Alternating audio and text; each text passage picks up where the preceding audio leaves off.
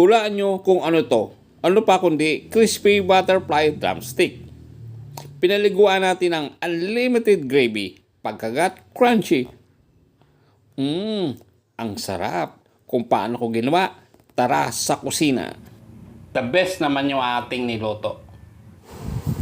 Meron tayong 8 piraso ng chicken drumstick. Ang una mo nating gagawin, hihiwain ng isang side tulad ng nakikita nyo. At hiwain din ang magkabila para lumapad at maging butterfly. At pagkatapos, pitpitin gamit ang likod ng kutsilyo ang magkabilang gilid at ilagay sa tray pagkatapos.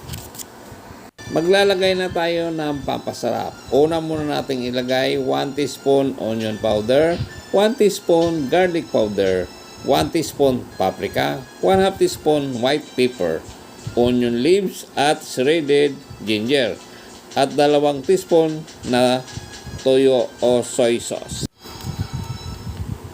Paghalo-haluin natin ang mga ricado at pagsama-samahin.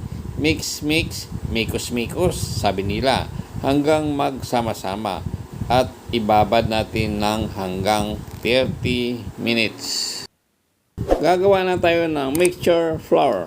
All-purpose flour, cornstarch, white pepper, onion powder, garlic powder, paprika, at baking powder.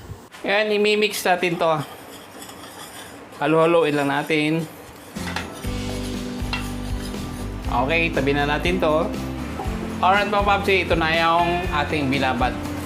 Aalisin lang natin yung nilagay natin na ginger at saka onion. And lalagay na natin yung ating egg yolk. 3 piraso.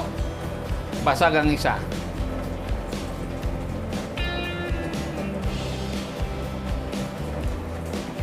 Haluin natin to ngayon. Mix natin gamit ang kaliwa nating kamay na may black na plastic gloves. Okay, tabi na natin. Ito na yung ginamit natin na mantika kanina. Pinaiinit ko na lang ito. Kumukulo na yung mantika, siguro mainit na yan. Yan o, kumukulo yung ating stick. Ito yung ating flour.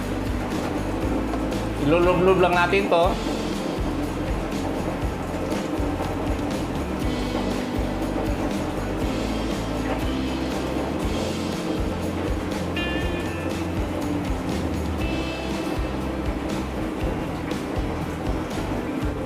Ito yung ating tubig. Lulubog lang natin.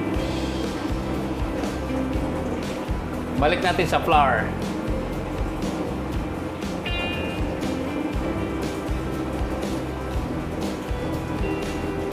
Ikukot lang natin uli sa mixture flour.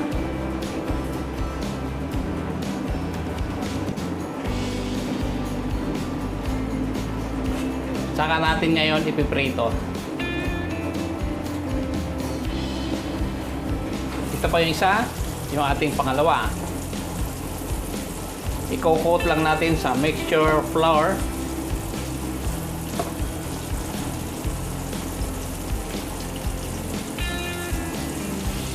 Tapos lubog natin sa tubig. Iahon natin. Ipatuloyin lang natin. Balik natin sa flour. Sa mixture flour, ikukot natin uli. Isa ito sa technique mga papsi para maging maganda tingnan saka crunchy yung ating fried chicken.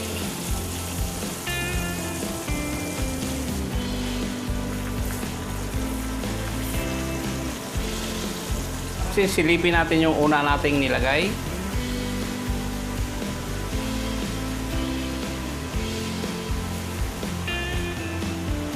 Wow! Ang ganda nito. Balik pa muna natin. Hanguin na natin ito. Kita nyo naman yan. Kabilaan.